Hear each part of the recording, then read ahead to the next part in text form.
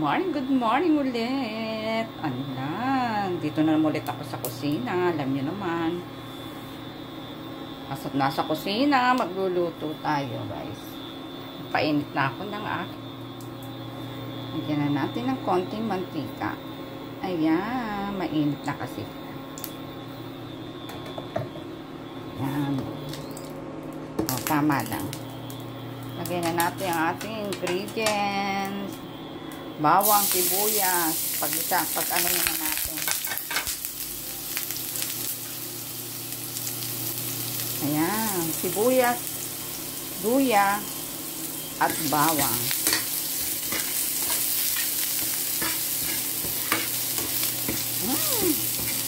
Ito pa lang mabango na, guys.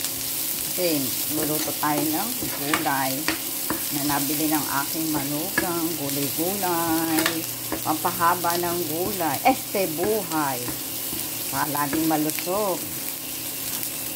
Ayan, mga senior. Ayan. Medyo ano na ating bawang, lagyan na natin ang ating hipon. Kasarap. Ayan, hipon tayo dyan. Lagyan na natin ng patis. Para yung hipon may lasa na. Ganun. Lagyan na natin ng paminta. Kunti lang naman kasi bawat. Yan. Lagyan na natin ng siyempre, alam nyo na, pampalasa.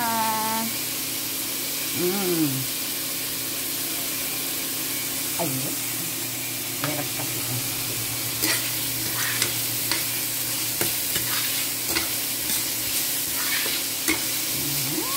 Sarap-sarap na.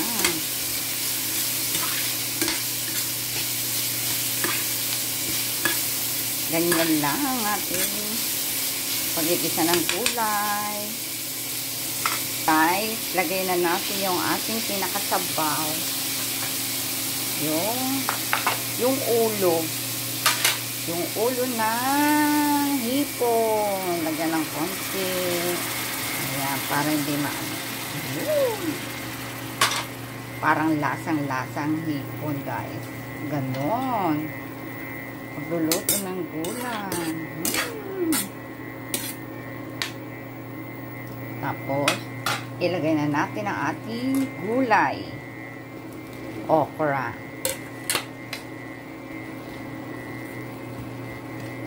Ayan. Lagay na natin kangkong.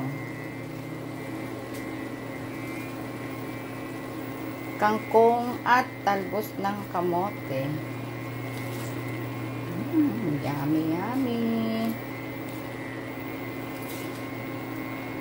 Yan, para masustansya. Hindi yata nagkasya. Hindi, ano naman yun. Kasya yan. O, paano guys? Bye! Pakukuluan na natin yan. Kasi pag naluto na yan, di na ano yan.